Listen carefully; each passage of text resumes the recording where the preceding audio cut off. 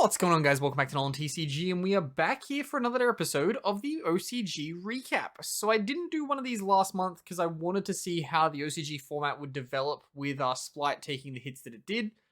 Ultimately, it developed exactly the way we thought it would be developing, and that is that Tearlaments have completely taken over. I wanted to see how Spright kind of counteracted, though, which is the reason why I waited a little bit to do another one of the OCG recaps, because you can't really draw anything from like week one of a new ban list when such a massive shake is going to happen to one of the two very good decks. And ultimately, it's pivoted to something that you're not going to see here, which I don't think bodes well for Spright long term for us here in the TCG. But before we do get into this OCG recap, do make sure to hit that subscribe button if you are new here, because we are always happy to have new people to the channel. And let's get on into this OCG recap. So starting us off, we have our Tearlaments list. Relatively standardized list now. There have been some new additions coming into the deck, which we are going to go through. But yeah, really we've just switched away from the Exchange of the Spirit. We're a bit more control orientated. When you're in a tier 0 format, I guess, with Spright Tearlament, Ishizu, I guess you can maybe not say it's tier 0. It takes about just a touch over 50% of representation. But you kind of don't want to be Exchange of the Spirit your opponent, because they're probably going to get massive pluses off it as well, and then you're each just going to be constantly activating effects for a little while, and then we'll just kind of see how things pan out after that. But we will go through the list. So starting us off, we do have our 12 cards of a Shizu package. So that's 3 copies of Agito, 3 copies of Kelbeck, 3 copies of Keldo, and 3 copies of Medora. Then we have a small Herald package. We have the 2 copies of Diviner and 3 copies of Orange Light. 1 Gamma Seal floats through here for the Kaiju. Then we go into the new card, which pretty much pops up in every list that you see from the OCG now. It's Kastra La Fenrir. This is just a free banish. What else can I say? It's a Cyber Dragon that banishes. Yeah, it's just a staple card, isn't it? Then we get into our Hand Traps. Hand Trap, just Max C after the Herald package. So, yeah, not much floating around here for that. Then we see our standard Tearlaments line of 3-3-3-3-3, just covering all of them at maximum. You want them to trigger. Then we go into the spells. So it's 2 copies of Call by the Grave, 1 Foolish Burial, and 1 Instant Fusion. You 2 power spells floating through there. 3 copies of Triple P, and then 1 copy of Tearlaments Scream, the new continuous spell. Then we do, of course, have the 1 Terraforming to search your Triple P. For the traps, we have the 1 copy of Gravekeeper's Trap, 1 copy of Crime, and 1 copy of Sulik. Then we get into the extra decks. We have the 1 copy of Entis, of course, with the 2 copies of Dragostapelia, 1 Kaleido Heart, 2 Kit Callus, and then the other new one, the Lulucaros. Then we go into our Synchro line, of course, because we're playing the Herald. You can make the Synchro. It's Baron de Fleur. Then we have 1 Dweller, 1 Zeus, 1 Exciton Knight, 1 Baguska, and 1 Redoer for our Xyz packages. Then 1 copy of Sprite Elf and 1 copy of Sprite Sprint, because both of these cards kind of generally add consistency to the deck. Then we go into our side deck. So we have 2 copies of Alpha Master of Beasts. Card has been like taking over the OCG for about 6 months now. I'd probably pick this up, or at least the ultra rare copies, because it is probably something you're gonna see played. Wasn't as prevalent as you think it would be with branded floating around, but it could sneak back into our format again because pretty much every deck is playing it. Then we hit our Bystial package in the side deck. Everything else you'll see covered today covers this in the main deck. So we've got 1 copy of Druid Worm and 2 copies of Magnamut. These effectively just search each other. I'll give you a bit of play going back and forth, I guess. Then we have 1 copy of Pancratops, and then into our spells, we've got 1 Duster, 1 Storm, 3 Regeki. Then we have 3 D-Barrier and 1 Red Reboot, rounding out the main deck for Tearlaments. Okay, so now next off we have Spright, and spoilers, Spright has pivoted to just playing Buster Control. We have Union Carrier hit here in the TCG, so you won't see this variant of the deck pop up at all, be it now or be it later once the hits start to come through. It is something that they have just decided to kind of go with. Personally, I think over here in the TCG, once it starts to get hit, the deck's probably going to die because we're probably going to lose Halka Fibrax as well, and that means you can't just play Scytheblock Spright. It's just going to be a bit of a mess once this deck starts getting hit, if Totally Awesome is what they go after. But for the main deck for this one, we see 3 copies of Ash Blossom and Joyous Springs with the 1 copy of Byssted, Druid Worm, and the 2 copies of Magnamut. In the side deck, you'll see something rather cute that comes up that we're going to talk about. Then we see 1 copy of Dragon Buster Destruction Sword, of course, for the Buster Lock. We have 2 copies of Castra La Fenrir, Fenrir, I think is the way to say that. Yeah, again, like I said earlier, it's just a Cyber Dragon that banishes. Then we have 3 copies of Max C with 1 Nimble Angler and 3 Nimble Beaver, of course, the preferred level 2 package at the moment. 1 copy of Ronin Totem with 3 copies of Sprite Blue, 3 Jet, 1 Carrot, 1 Pixies, and 2 Red. Weird to see the Pixies floating through the list, but I guess you want to try and have as much push as possible now. And then we have 2 copies of Swap Frog, rounding out our Frog package.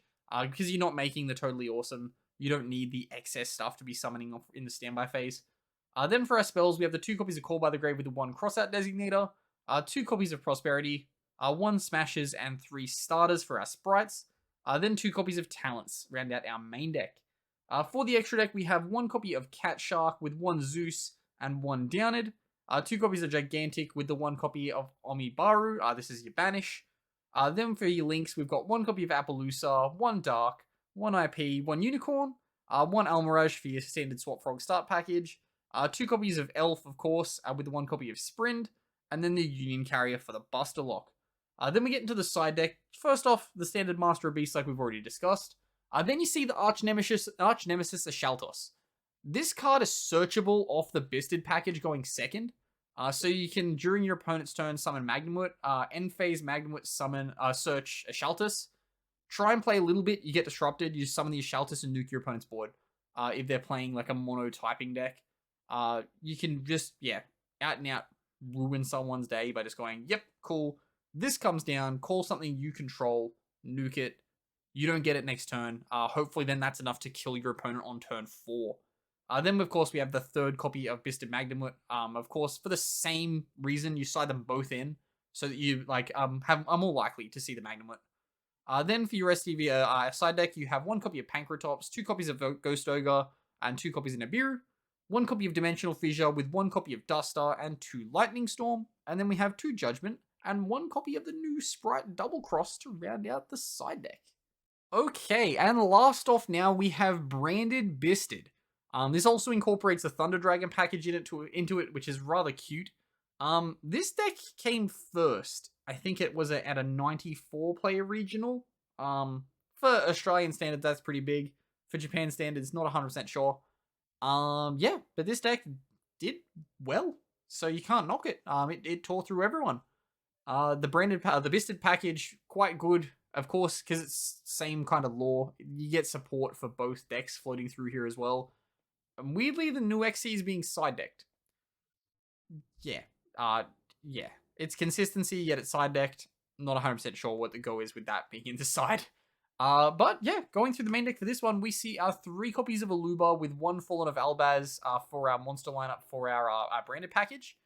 For our hand traps, we've got 3 Ash, 3 Vela, 1 Ogre, and 3 Maxi with the 1 Nibiru.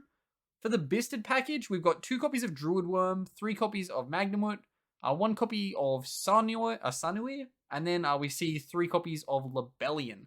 This is your level 9 to turbo into the rank 9, which then accesses kind of your other stuff. Then we see 3 copies of Castra La Fenrir, again, showing up in yet another main deck. Then we see our Thunder Dragon package, of course, because these all work like Chaos Monsters. The Thunder Dragon package synergizes pretty well, especially when you got a sneaky Colossus floating down here. We've got 3 copies of Dark, of course, with the 1 Hawk and 1 Roar. For the spells, we have 2 copies of Branded Fusion with 1 Branded Opening, again, standard branded package. 2 copies of Call by the Grave with the 1 copy of Designator.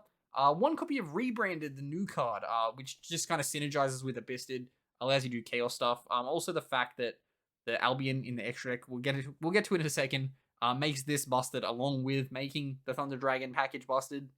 And then we see our 1 copy of Thunder Dragon Fusion, and then 2 copies of Branded Beast, rounding out the main deck. For the extra deck, I mentioned it already, but we see 3 copies of Albion the Branded Dragon over the Lebellion. There is 1 copy of Lebellion in here, but the 3 copies of Albion are here to really push through the consistency of the Thunder Dragon package, and you can get through your Bystial package a lot better. Rebranded, of course, gets your triggers off. Yeah, it's a much better in the synergy of this deck, playing the 3 copies of Albion instead. Then we see 1 copy of Despian Quaertus with the 1 copy of Entis, 1 copy of Lebellion with 2 copies of Mirror Jade, 1 copy of Colossus, and 2 copies of Titan make up your Thunder Dragon package for the extra deck. Then we see basic extensions through to access code for the extra deck. So I've got 1 copy of access code with a Dark, Unicorn, and then a Trouble Sunny for our Ultimate Slay. Then we see our side decks. We've got 1 copy of Alpha, the Master of Beasts. Like I said at the start of the video, it's in every list at the moment. 1 copy of Pancratops with a 1 copy of Kissy Kill and Leela, of course, for your Ultimate Slay. 1 copy of the new Xyz Meteorologic Aggregator. Card just sends from extra deck, so it gets you your branded package turned on. I'm still a little puzzled as to why it's in the side deck. Like, surely you can just make room for this in the main deck. Then for your spells, we've got 1 copy of Duster with 2 Lightning Storm and 2 Twin Twisters. 3 copies of Ultimate Slay with 3 copies of Skill Drain. But that does wrap us up here for the OCG recap for this month. Of course, if there is any decks you want me to find, do make sure to comment them down below. Next month, I'm going to try and cover the pure deck of Castrela. It seems rather cute, and it got a lot of tops, but they weren't all classified as one top, like one deck type, which was quite strange. We'll do a bit of research into that, though, and I'll try and get you a list for that. But as always, I've been Ben from NolanTCG, and have a good afternoon, everybody.